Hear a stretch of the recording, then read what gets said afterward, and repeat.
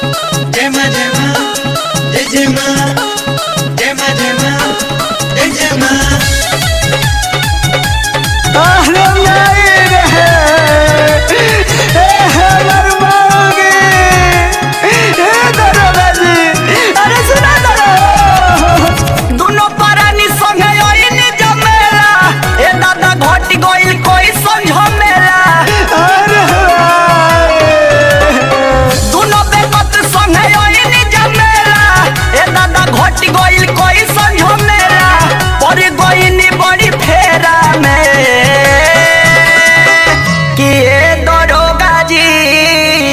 Announcement करा दी। अरे अरे क्यों रो रहे हो? क्या नाम है, कहाँ से आए हो? अरे हमार नाम झगरूलाल परी है दरोगा जी, हमार घर हमें सोआ।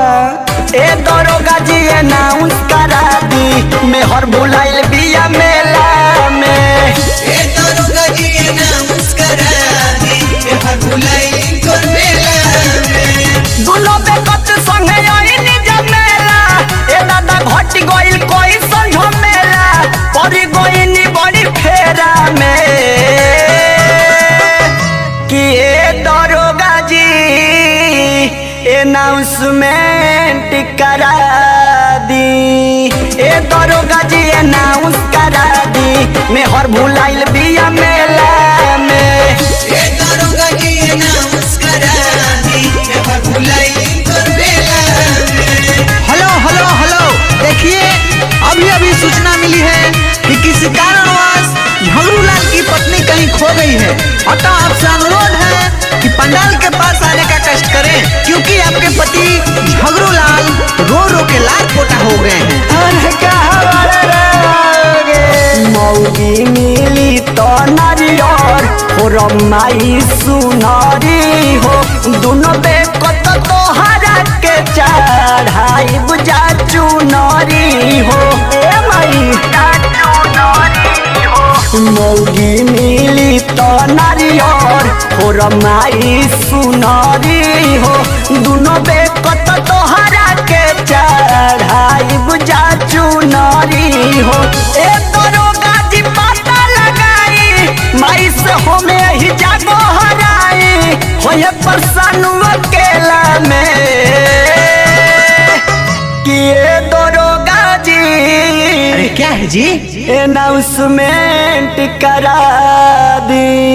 ए दरोगा जी अनाउंस करा दी, मेहर भुलाइल बिया मेला में। ए दरोगा जी अनाउंस करा दी, मेहर बुलाइल को मेला में। अच्छा ये बताओ, तुम्हारी पत्नी के क्या नाम है? ना हम ना बताइब। अरे क्यों? अरे वह जान जाए तब। अरे बड़ा पागल आदमी है जी, नाम नहीं बताओगे तो किस नाम से बुलाए हम? तो हर झगड़ बाबा करके चिल्लाई। Records by Prisma Studio.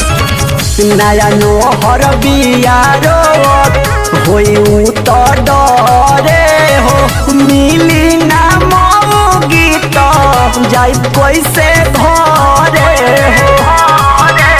सुनिए दरोगा जी नया नोहर बियारो होई तो डरे हो, मिली ना मौगी तो जाई कैसे घरे हो। खोजता कबले दीपक ललते होतिया, का जाने का हमारा इलो पर मतिया, धक्का मुक्की के घुसरेला में। अच्छा हम जो पूछ रहे हैं ना उसका सही से जवाब दो। ए मलिकार खाली पूछबे करबा कि खोजबो करबा?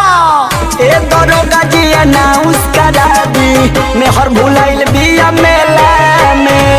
ए दरोगा जी अनाउंस करा दी, मेहर बुलाइल को मेला में। दुनो बेकत संगे आईनी जमेला, ए दादा घट गइल कोई संझो मेला, परी गइनी बड़ी फेरा में। कि ए दरोगा जी अनाउंसमेंट करा दी। ए दरोगा जी अनाउंस करा दी, मेहर भुलाइल बिया मेला